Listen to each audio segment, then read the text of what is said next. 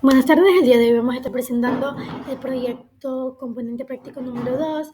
Va a estar enfocado en el foro 4, análisis económico y comparativo de la deuda pública y la securitización en el Ecuador.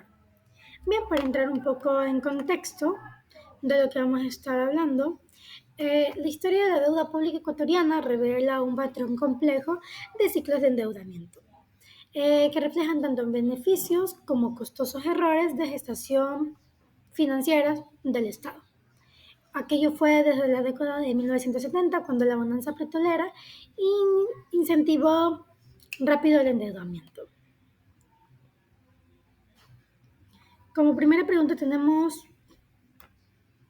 ¿cuáles fueron las causales que motivaron al presidente Osvaldo Hurtado para acertar el pago de la deuda privada de dólares a Sucre por parte de los empresarios de nuestro país? Bien, miren.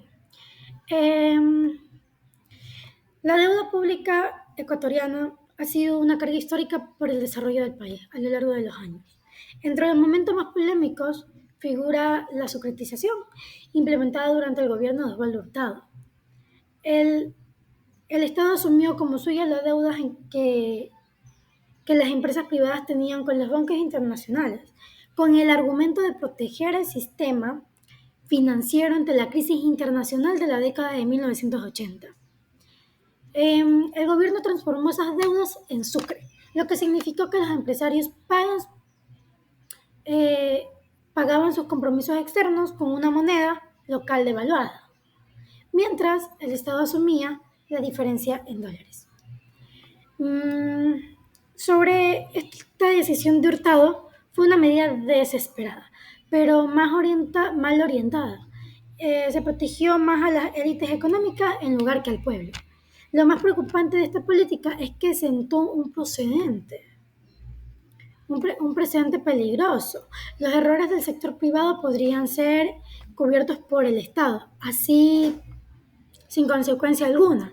Esta situación debilitó la confianza a las instituciones y fomentó modelos económicos desiguales, en los que sectores más vulnerables terminaban pagando las decisiones ajenas.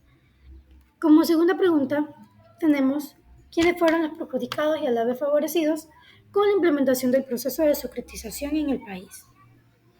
Este mecanismo favoreció a un reducido grupo empresarial y bancario, que pudo sanear sus cuentas, mientras que el Estado se endeudó aún más, afectando a toda la sociedad ecuatoriana, como, como también a los de recursos bajos.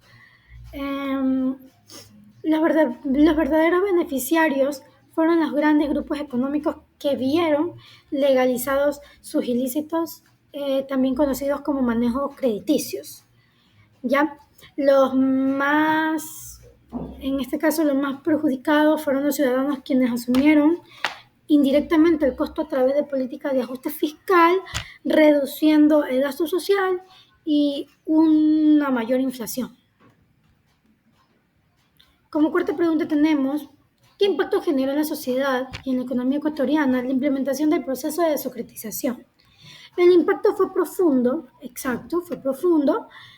provocó deterioro del sucre y también contribuyó al proceso de crisis que llevó años después a la dolarización.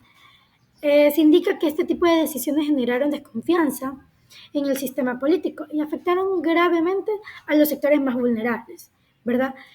Pues el dinero destinado a pagos de deuda se dejó de invertir en lo que era la salud, educación, empleo y ni se diga seguridad. Bien, sobre este impacto económico y social, la pérdida de confianza en el sucre y la debilitación del Estado se arrastran hasta hoy.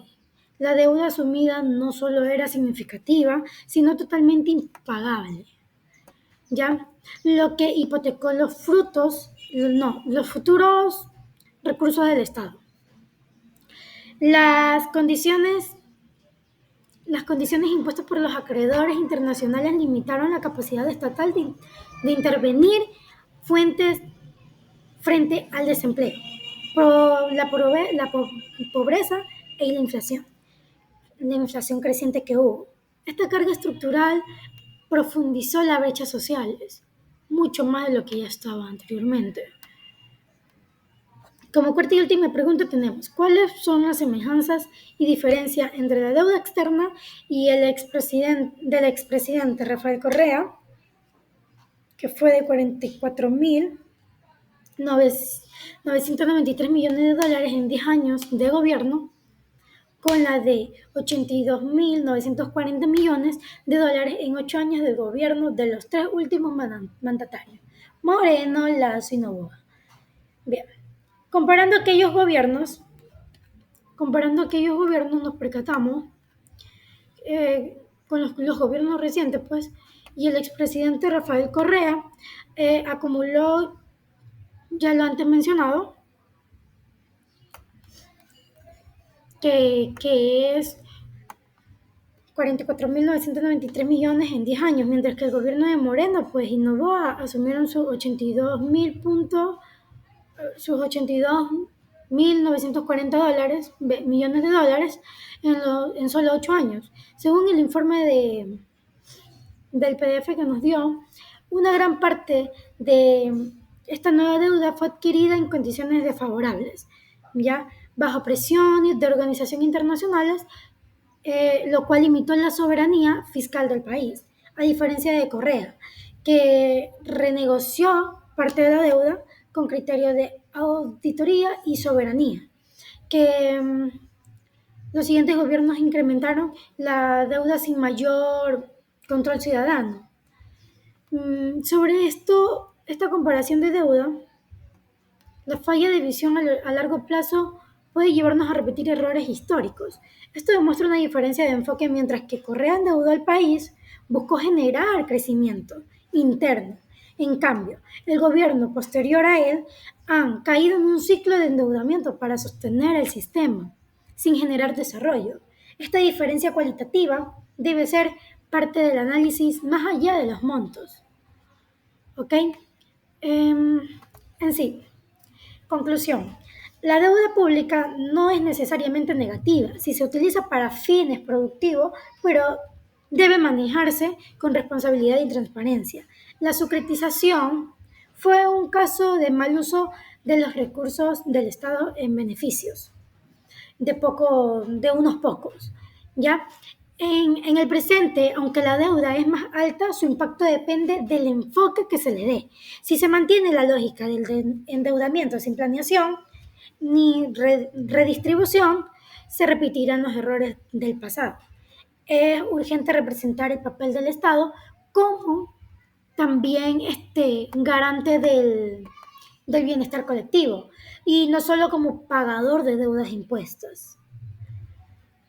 Eso fue todo por el video de hoy. Se le agradece, que tenga un buen día.